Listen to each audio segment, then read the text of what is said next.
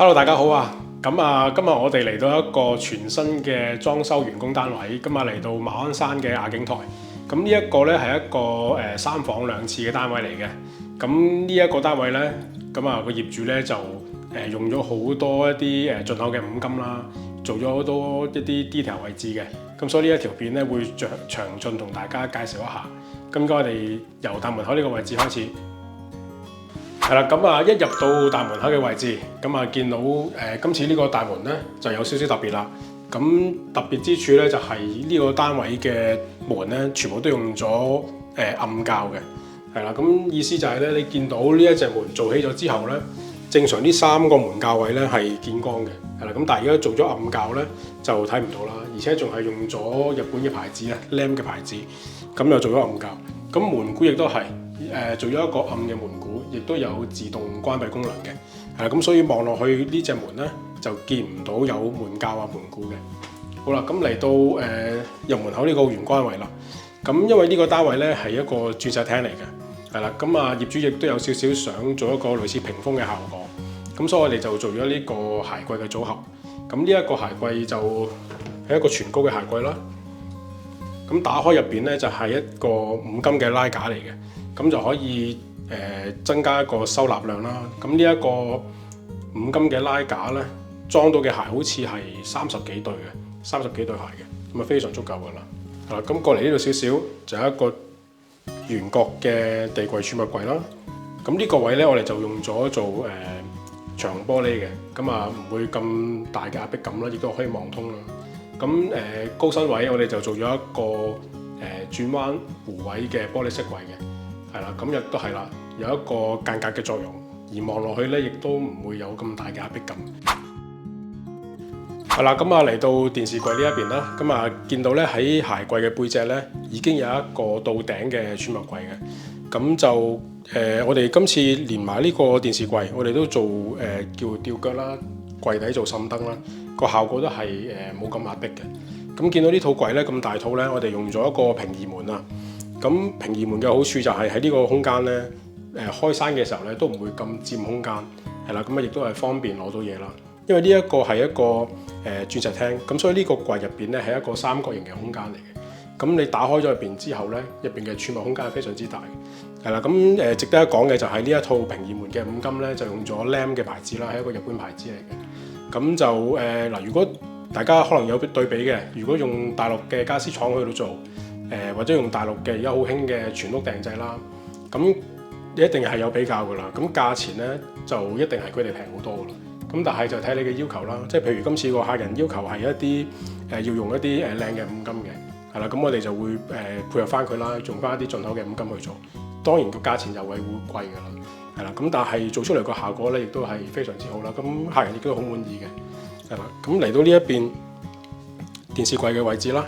係啦，咁見到咧高位咧就做咗2組掛牆嘅吊櫃啦，咁呢邊亦都係做咗個玻璃飾櫃啦，係啦，咁全部嘅衣櫃又好，或者呢個家私電視櫃都好啦，啲五金咧我哋都係用咗進口五金嘅，係啦，咁都係按客人嘅要求啦。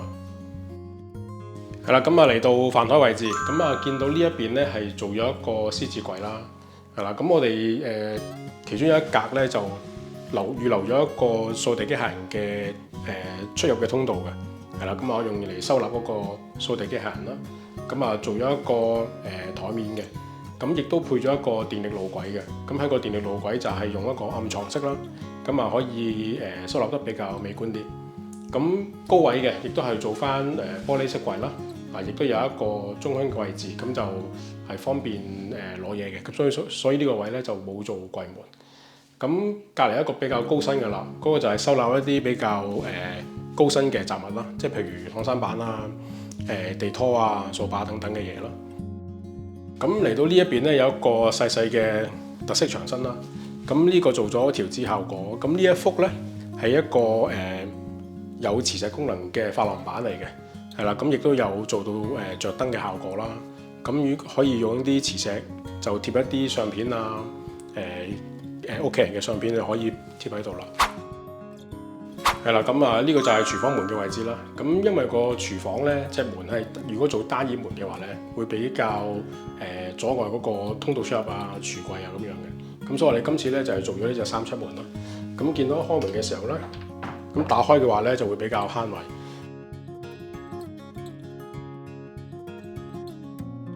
係啦，入到嚟廚房嘅位置啦，咁就喺個廚房門側邊就擺咗個雪櫃嘅。咁呢度就係個一組嘅地櫃到頂嘅儲物櫃啦。咁入邊咧就做咗個洗碗機嘅位置啦，焗爐嘅位啦，亦都有做到焗爐嘅散熱出風口嘅。係啦，咁上邊咧就做咗一個儲物嘅櫥櫃啦，雪櫃頂亦都係啦，亦都係有做到個吊櫃嘅。咁入邊亦都係收納咗個電總掣箱啦。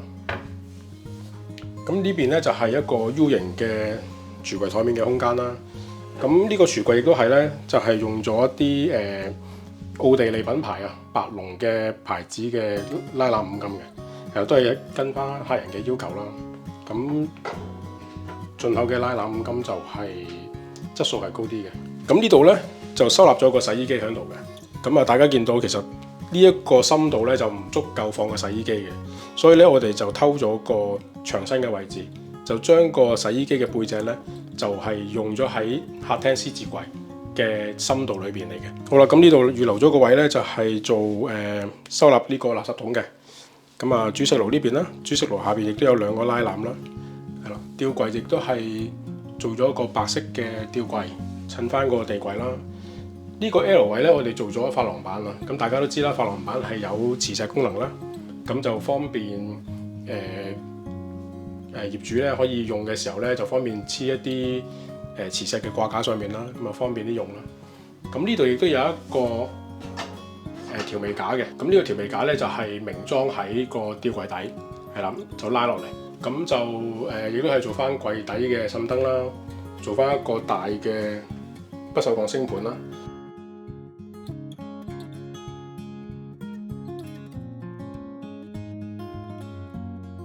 係啦，咁喺廚房嗰個抽油煙機出風口嗰個位置咧，咁啊見到咧係裝咗一個不鏽鋼嘅防雨水嘅不鏽鋼桿嘅。咁其實個功能係乜嘢咧？就係當你打大風有雨水嘅時候咧，有風壓嘅時候咧，咁就可以防止一啲雨水咧就因為太大風咧就經過條抽風喉咧吹入屋裏邊。咁除咗抽油煙機之外咧，咁我呢度2個廁所嘅浴室寶嗰個出風位咧，我哋都有裝到嘅。係啦，咁就通常我哋而家都傾向裝呢一個不鏽鋼桿㗎啦，因為都有實際功效嘅。係啦，咁就嚟到走廊位置，亦都見到咧都係用晒暗膠嘅。係啦，咁啊入到嚟呢度有2隻吊趟嘅房門啊，咁呢度係2間睡房，係細房啦2間。咁你見到2隻房門咧都冇路軌嘅，咁呢一個就係暗裝嘅路軌。亦都係燙嘅時候咧，亦都有緩衝嘅，咁所以打開又好，閂埋都好啦，都見唔到個路軌啦。好啦，咁我哋嚟到第一間嘅睡房位置，咁啊做咗一張單人床。咁呢張單人床咧，亦都有一啲收納功能啦，就係油壓床嚟嘅。咁下邊亦都再有加櫃桶。咁床頭位置咧，亦都有個床頭櫃加櫃桶嘅。係啦，咁就見到啦，我哋客廳同埋3間睡房咧，我哋都做咗窗台cushion嘅。係啦，咁就一來美觀啦，係啦，二來亦都係有啲唔同嘅裝飾啦，亦都可以坐喺度啦。好啦，咁窗簾亦都係我哋做咗一個電動嘅蜂巢窗簾㗎。咁呢個好處就係佢嘅遮蓋嘅位置咧，唔一定係由高至低嘅。係啦，佢喺中間又得，高位又得，低位又得嘅，咁就會靈活好多。咁呢度咧就做咗一個衣櫃啦，加埋一個玻璃飾櫃嘅。咁呢個衣櫃咧就有啲特別啦，因為你見到個空間咧有限啦。咁如果我哋就咁打開個衣櫃門嚟到攞嘢咧，咁就會比較係個空間唔係好夠。咁所以我哋今次就特別用咗一個叫蝴蝶膠，係啦，咁就係開門嘅時候咧，隻門係可以收納咗佢嘅。係啦，咁隔離就係做咗一個玻璃飾櫃，加一個細細嘅台面啦。入邊亦都有預留到個電掣位嘅，可以用嚟做叉電啊，或者擺啲小電器啦。好啦，咁啊嚟到走廊嘅比較入嘅位置，咁啊大家見到咧，呢度有一組入牆嘅衣櫃嘅。咁其實呢一個位置咧，原本係一幅實牆嚟嘅，係啦。咁因為業主咧原本個衣櫃咧就擺喺主人房嘅，咁但係因為咁樣咧，所以嗰個主人房嘅空間就佔用咗比較多啊，就做唔到3邊落床。咁啊又想做到三邊落床，咁唯一就係要將嗰個衣櫃咧喺主人房嗰度搬走啦。咁所以我哋就喺呢個走廊位置將個磚牆咧就拆咗咧，就做咗一個入牆嘅衣櫃。咁偷咗個空間咧就係2個廁所嘅企缸位啦。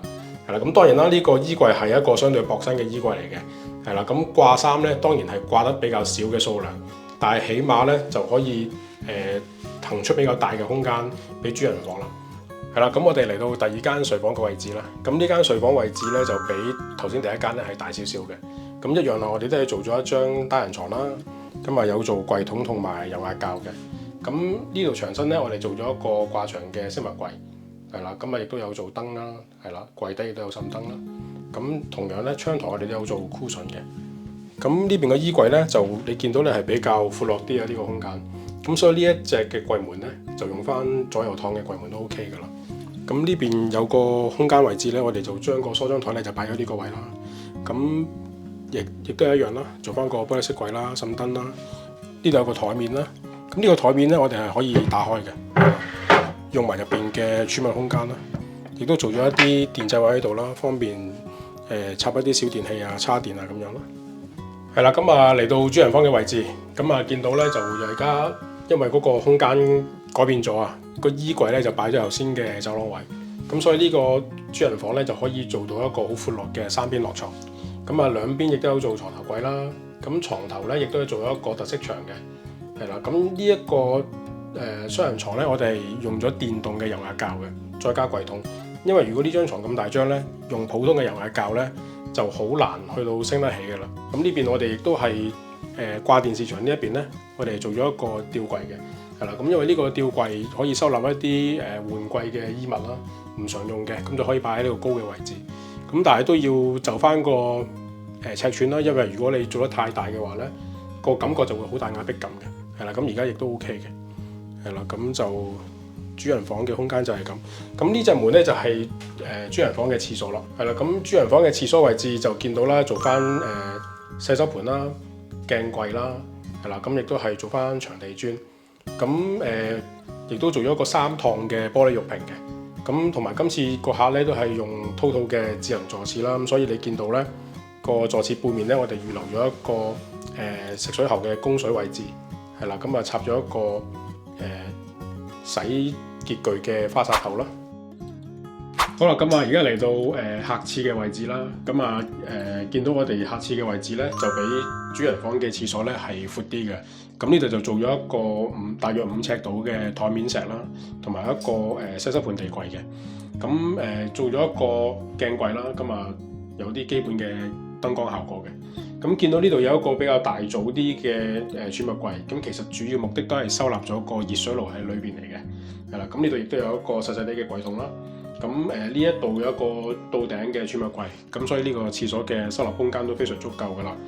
咁洗手盆下邊我哋做咗一個洗手盆櫃，咁呢個係用咗一個咁彈式嘅，係啦，一個比較大嘅、比較深嘅洗手盆櫃桶啦。咁亦都係裝咗個智能座廁，咁喺個座廁隔離咧就做咗一個食水嘅出水位，咁啊裝咗個水龍頭，方便做清潔潔具用嘅，係啦。咁另一邊就係做咗個企缸啦，咁啊做咗一個3趟嘅玻璃玉屏，咁其中有一個係梗玻璃嚟嘅，係啦，即係活動嘅係雙趟啦，應該話係。咁呢個企缸因為咧俾一個走廊嘅衣櫃咧就佔用咗啲空間嘅，咁而家做完出嚟之後個效果咧，其實個企缸沖涼嘅活動空間咧都非常足夠嘅，係啦。咁就客廁嘅位置就係咁樣啦。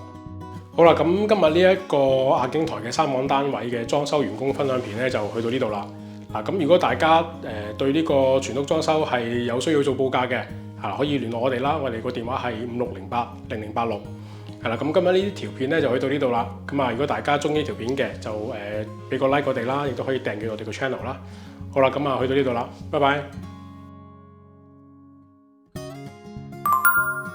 如果中意我哋嘅 channel